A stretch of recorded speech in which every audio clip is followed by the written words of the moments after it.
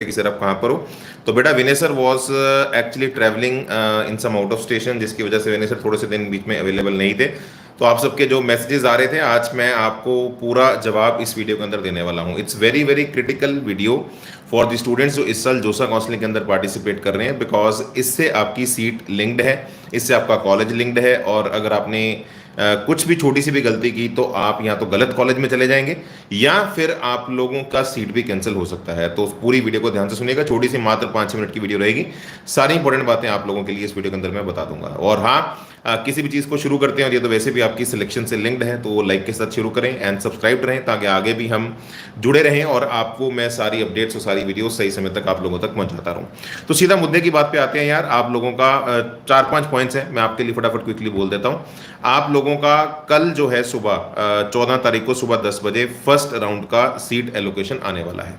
अब आपका जो भी सेकंड जो सीट अलॉटमेंट था वो भी टाइम निकल गया है। अब आपका चॉइसेस लॉक हो चुकी हैं और कल फर्स्ट राउंड का रिजल्ट आने वाला है। तो सबसे पहले तो यहाँ पे मैं आपको बता देता हूँ कि टोटल सीट्स इस बार अप्रॉक्सीमेटली 63,000 के आसपास हैं।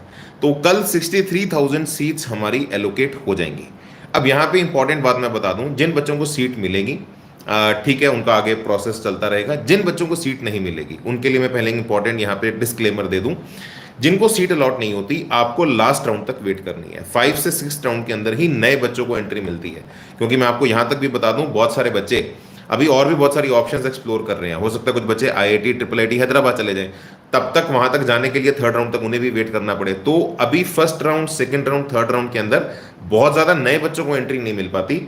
जो बच्चे सीट अलॉट नहीं कर पाएंगे उनके लिए इंपॉर्टेंट मैसेज है कि आप लोग अंतिम राउंड तक वेट करिएगा। यूजुअली नए बच्चों की जो एंट्री होती है, जो डिस्प्लेसमेंट हमें मैक्सिमम दिखती है, वो 5th और 6th राउंड के अंदर दिखती है। तो उसके लिए थोड़ा सा ध्यान रखिएगा, ठीक है। तो लास्ट राउंड तक वेट करिए, दिल छोटा मत करिएगा। तीसरी सबसे इंपॉर्टेंट बात जो यहाँ पे मैं आपको बताना चाहता हूँ, बेटा आपका अगर कल सीट अलॉट होता है, जिन भी बच्चों को सीट अलॉट होगा उन पर आ जाते हैं, आपको 14 तारीख से 18 तारीख के बीच में ऑनलाइन रिपोर्टिंग करनी है। अब ऑनलाइन रिपोर्टिंग का मतलब क्या है कि तुम अपनी इस सीट को होल्ड कर रहे हो। तो 14 से 18 तारीख आपको बीच में से 3-4 दिन का यहाँ पे गैप दिया गया है, आपको अपनी सीट अलॉट करनी है। अब मैं एक बात, चलो इसके अंदर क्या क्या करना है, कैसे ऑनलाइन रिपोर्टिंग होगी, वो सारी बातें आपको डिटेल में बताऊंगा। लेकिन सबसे इंपॉर्टेंट बात मैं अभी पहले ही ठोक देता हूं आपको। आप जितने भी बच्चों को सीट फर्स्ट राउंड के अंदर मिलेगी, आप सभी बच्चों को अपनी फीस पे करनी है। चाहे तुम्हें कोई आगे सीट ये चाहिए ये नहीं चाहिए, बच्चा बोले मेरे मतलब का कॉलेज नहीं मिला, मेरे मतलब की ब्रांच नहीं मिली, तुम कुछ भी कहो, तुम्हें अपनी सीट को होल्ड करना है। क्योंकि अगर तुमने इसी राउंड में अपने पैसे देकर, सीट एक्सेप्टेंस फी जिसे बोलते हैं, सीट को होल्ड नहीं किया, तो तुम्हारी सीट यहीं पर कैंसिल हो जाएगी और तुम फ्यूचर के सभी राउंड्स के लिए डिस्कार्ड हो जाओगे। तो अगर मान ले तुझे वेट करनी है कि मैं अपग्रेड हो जाऊं, ठीक है, तुझे पैसे अभी से देने पड़ेंगे। तो पैसे देने का मतलब ये नहीं है कि तेरा कॉलेज, तेरा ये सब फिक्स हो गया। पैसे देने का सिर्फ इतना मतलब है कि तू इंटरेस्टेड है और अगले राउंड्स के लिए एलिजिबल है। तो सभी बच्चों को सीट होल्ड करनी है। सीट को होल्ड करने की जो सीट एक्सेप्टेंस फी होती है 30,000 जनरल कैटेगरी की है। बाकी सभी कैटेगरीज की जो है, चाहे ओबीसी है, चाहे एससी है, चाहे एसटी है, वो आपकी 15,000 के आसपास है, ठीक है। तो आपको अपनी सीट को होल्ड करना है। अब यहीं पर मैं बता दूं, अगर पैसे नहीं दोगे, सीट अलॉट भी हो जाए कल, तुमने अपनी सीट एक्सेप्टेंस फी पे नहीं की, तुम यहीं से रिजेक्ट हो जाओगे फ्यूचर राउंड्स के लिए भी, तो सीट कैंसिल हो जाएगी। तो ये इंपॉर्टेंट पॉइंट है, ये दिमाग में रखना। अब यहां पे मैं आपको बता देता हूं अब क्या क्या स्टेप्स आपको करने हैं, ऑनलाइन रिपोर्टिंग का क्या प्रोसेस है। आप सबसे पहले अपनी जो सिटी, जो आपकी सीट इंटीमेशन स्लिप होगी, जो भी सीट आपको अलॉट हुई है उसको, सीट अभी इनिशियल स्टेज पे सीट इंटीमेशन स्लिप बोलते हैं, उसे डाउनलोड करके रख लेना, ठीक है, ताकि तुम्हारे रेफरेंस के लिए भी उसे डाउनलोड कर लेना। इसके बाद आपको ऑप्शंस मिलती है फ्रीज फ्लोट स्लाइड। फ्रीज का मतलब यू आर डन, मतलब आपकी डील डन हो गई है, आपको जो भी कॉलेज मिला है, सी ब्रांच मिली, आप इससे सहमत हैं, आपने अपनी इस चीज को फ्रीज कर दिया। एक होता है ऑप्शन फ्लोट का। तो फ्लोट का मतलब ये है कि आप अभी अपग्रेडेशन के लिए इंटरेस्टेड है, कि आपकी जो भी प्रेफरेंसेस आपने भरे उसके हिसाब से आपको एलिजिबल माना जाए।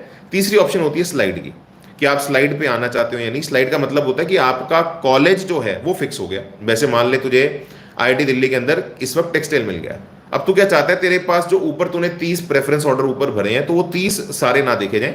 जहां जहां पे आईआईटी दिल्ली का हायर ऑर्डर तेरे को दिख रहा है, तो तू उसके लिए एलिजिबल हो। तो स्लाइड यहाँ पे थोड़ा सा कैची वर्ड है। स्लाइड का मतलब ये है कि तेरा कॉलेज फिक्स हो गया, लेकिन तू सेम कॉलेज के लिए हायर ब्रांचेस जो तूने प्रेफरेंस में भरी है उनके लिए तू एलिजिबल हो। तो यहाँ पे तुझे सबसे पहले क्या करना है, इंटीमेशन स्लिप को डाउनलोड करना है। उसके बाद तुझे अपना फ्रीज फ्लोट स्लाइड का ऑप्शन सिलेक्ट कर लेना है। इसके बाद तुझे कुछ डॉक्यूमेंट्स अपलोड करने हैं, इसे ऑनलाइन रिपोर्टिंग बोलते हैं कि भैया तू ऑनलाइन रिपोर्ट कर रहा है। एक तो तुझे 10th की मार्कशीट अपलोड करनी है, 10th की मार्कशीट से तेरा डेट ऑफ बर्थ मैच होगा। सेकंड, तुझे 12th की मार्कशीट अपलोड करनी है, 12th की मार्कशीट से तेरा जो 75% क्राइटेरिया जो है आपका तुम्हारा वो वाला मैच होगा कि 75% क्राइटेरिया जो है आपका वो आपका फिट हो रहा है। तो सेकंड जो तुझे करना है वो अपना 75% क्राइटेरिया के लिए तुझे अपना जो है जस्टिफाई जो तेरा होगा कि तेरे 75% एग्रीगेट पीसीएम के अंदर है या नहीं, वो 12th की मार्कशीट्स होंगे। तो 10th की मार्कशीट, 12th की मार्कशीट और कैटेगरी सर्टिफिकेट, अगर कोई भी कैटेगरी है, ओबीसी है और ईडब्ल्यूएस है तो लेटेस्ट चाहिए होगा 1 अप्रैल 2025 ऑनवर्ड्स। एससी एसटी वाले पुराने भी चल जाएंगे। क्रॉस्ड बैंक का जो चेक है ये अपना सभी बच्चे, मैंने पहले भी आपको कई बार बोला है, अपना नाम का बैंक का खाता खुलवा लीजिए और वैसे एक ही दिन के अंदर खुल भी जाता है, नहीं भी खुलवाया तो भी खुलवा लेना। आपको अपने बैंक का एक क्रॉस चेक अकाउंट अपना देना पड़ेगा, क्रॉस चेक अपना दीजिएगा बैंक अकाउंट का। और ताकि बेसिकली आपका वो जो है जो भी पासबुक है, जो भी आपका क्रॉस चेक है, आपको आपके जो चेकबुक इशू होगी उसी को क्रॉस करके आपका जहाँ पे नाम प्रिंटेड हो आपको वो वाला अपलोड करना है। तीसरी चीज मेडिकल सर्टिफिकेट। यहाँ पे ना बहुत सारे बच्चों को डाउट आता है कि सर हम तो मेडिकली फिट हैं, तो मेडिकल सर्टिफिकेट हर बच्चे को बनाना है, इस बात को दिमाग में रखना। तो किसी भी आप गवर्नमेंट के जो ऑथोराइज डॉक्टर्स हैं उनके थ्रू उस मेडिकल सर्टिफिकेट के अंदर जनरल से आपका बॉडी का जो भी पैरामीटर्स हैं उनका इन्फॉर्मेशन है वो आप रियल जो सही है वो डिक्लेयर करिएगा, कुछ भी हाइड मत करिए। इससे कोई तुम्हारी सीट का लिंक नहीं है कि तुम मेडिकली अनफिट हो तुम्हारी सीट रिजेक्ट हो जाएगी, तुमसे कोई फाइटर जेट नहीं उड़वाने उन्होंने, ठीक है। तो जो भी आपकी रियल पैरामीटर्स हैं, बेसिकली इमरजेंसी सिचुएशन में अगर तुम्हें कुछ ट्रीटमेंट देना हो तो कॉलेज के पास वो इन्फॉर्मेशन हो, तो क्राइटेरिया है गवर्नमेंट का नॉर्म है, तो सही बच्चे सही सही इन्फॉर्मेशन भरिएगा। ये फिजिकली डिसेबल्ड नहीं है, ये अलग है। फिजिकली डिसेबल्ड को अपना अलग से सर्टिफिकेट देना पड़ेगा, मेडिकल सर्टिफिकेट हर बच्चे को देना है, ठीक है। तो इसको अच्छे से अपने डॉक्टर्स के साथ बनवाइएगा। और फिर जो मैंने आपको बोला है सबसे इंपॉर्टेंट, सीट एक्सेप्टेंस फी। बेटा सीट एक्सेप्टेंस फी जो है सभी बच्चों को देनी है। अगर आप सीट एक्सेप्टेंस फी पे नहीं करते तो आप अभी से ही फ्यूचर राउंड्स के लिए भी रिजेक्ट हो जाएंगे। 30,000 जनरल कैटेगरी की है, बाकी कैटेगरीज की 15,000 है। और ये सब होने के बाद फिर आपकी प्रोविजनल सीट अलॉटमेंट आपको मिलती है कि मतलब अब आपका जो भी आपने फीस पे कर दिया तो फिर आपको वो एक प्रोविजनल सीट अलॉटमेंट दे देते हैं कि लो भैया आपकी ये सीट ये वाली तो कंफर्म्ड है, अब तूने फ्रीज लिया है, फ्लूट लिया है, स्लाइड लिया, उसके बेसिस पे तुझे अगली सीट्स और अगले राउंड्स के अंदर पार्टिसिपेट मिलता रहेगा। जिन बच्चों को सीट अलॉट नहीं होती, मैं फिर बता दूं, मैक्सिमम नए बच्चों को जो एंट्री मिलती है वो 5th और 6th राउंड के अंदर मिलती है। तो 5वें 6ठे राउंड तक वेट करिएगा, आप आखिरी राउंड तक वेट करेंगे तभी आप लोग अंदर एंट्री ले पाएंगे, ठीक है मेरे भाई। तो this was a quick video from my side, जो सभी बच्चों को जरूर मैक्सिमम बच्चों को बेटा इस वीडियो के साथ शेयर करें, चैनल पे सब्सक्राइब रहें ताकि आप लोगों के लिए फ्यूचर के अंदर भी ऐसी सारी वीडियोस मैं लाता रहूं। और आगे आपके लिए कल एक बड़ा अच्छा सेशन लेके आ रहा हूं, जो भी बच्चे नए कॉलेजेस के अंदर जा रहे हैं उनके लिए मैंने एक बड़ा अच्छा कल एक सेशन प्लान किया है। सब बच्चे कल जरूर आइएगा, इसी चैनल पर सब्सक्राइब रहें कि आपको कॉलेज में जाने से पहले किन किन चीज़ों का शॉपिंग करना है, ठीक है। बहुत सारे बच्चों का मन होता है ना कि ये कॉलेज लाइफ स्टार्ट हो रही है, ठीक है, तो शॉपिंग वगैरह भी करनी है। तो कल आपके लिए एक बड़ा एक अच्छा सेशन मैंने प्लान किया है जिसके अंदर मैं आपको बताऊंगा कि आपको क्या शॉपिंग करनी है अपने कॉलेजेस के अंदर जाने से पहले, ताकि आप लोगों को वहां जाके कुछ ज़्यादा दिक्कत ना आए, ठीक है मेरे भाई।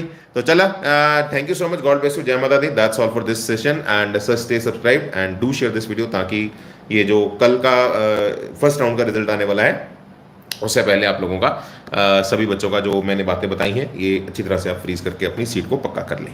बहुत बहुत धन्यवाद, थैंक यू सो मच। मिलते हैं अगली वीडियो के अंदर। जय माता दी, बल्ले बल्ले बेटा, ओके।